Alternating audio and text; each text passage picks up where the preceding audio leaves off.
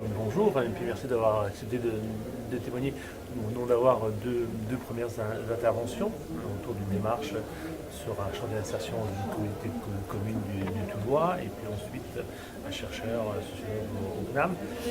Comment vous réagissez à ces deux premières présentations qui ont essayé de se répondre d'une certaine manière, mais en même temps, est-ce que l'objectif a été atteint selon vous?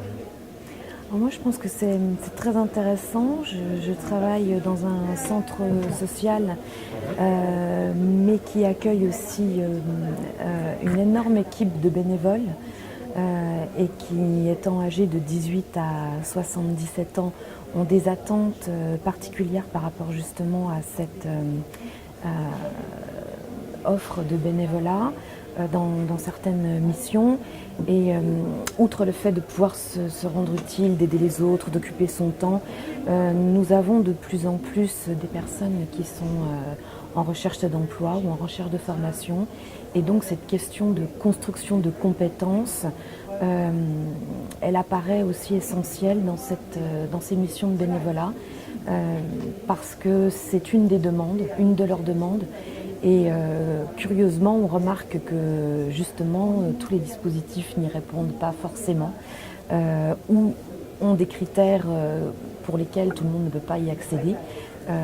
Et effectivement, la construction de ces compétences est importante pour moi à déceler, parce qu'au travers de leur mission bénévole, c'est ces nouvelles compétences qu'ils recherchent à acquérir pour les faire figurer sur un CV, pour parler d'insertion. Mais également pour les autres, en fait.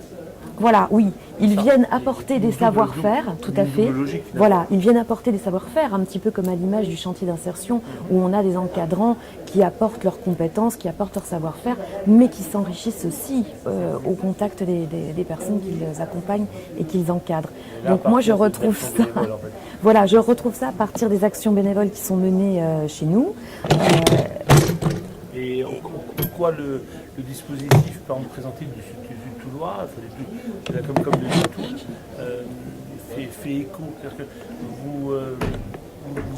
qu'est-ce que vous voyez de transposable, qu'est-ce que vous aimeriez retenir dans l'expérience présentée qui pourrait servir au développement de votre propre démarche?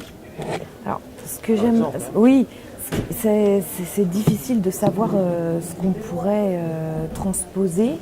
Ce qui est sûr, c'est que on voit bien que la compétence, ça peut effectivement être quelque chose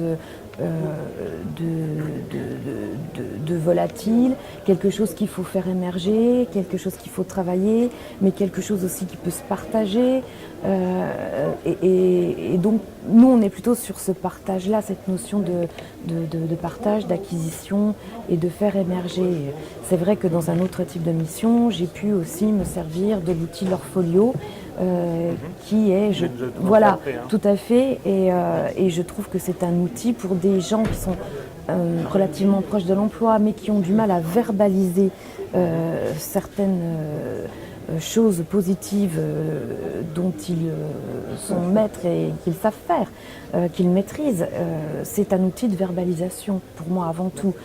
Donc la compétence, oui, elle a besoin d'être verbalisée, d'être reconnue, mais aussi d'être partagée, d'être testée.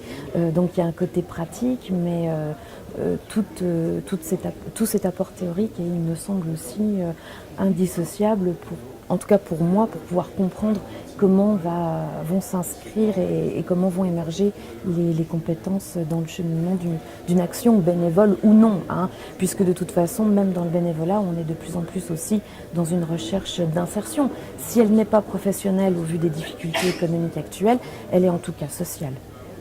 Une certaine professionnalité ou professionnalisation des bénévoles, oui, oui, la recherche perpétuelle de reconnaissance de son savoir-faire, mais aussi de recherche de découverte de nouvelles choses et de valorisation des nouvelles choses acquises, est de toute manière toujours dans la recherche et la découverte, mais une recherche accrue d'une professionnalisation, ça, même quand on parle de bénévolat. Oui, vous êtes à quel endroit de ce dispositif? C'est vous qui pilotez le dispositif, Alors, c'est vous qui... moi, je m'occupe intervenez. des quelques 60 personnes, donc je suis un petit peu je ne dirais pas la personne ressources humaines des bénévoles, mais un peu quand même. Je suis là pour animer leur réseau, impulser une dynamique, les accompagner, être à l'écoute de leurs souhaits, de leurs difficultés.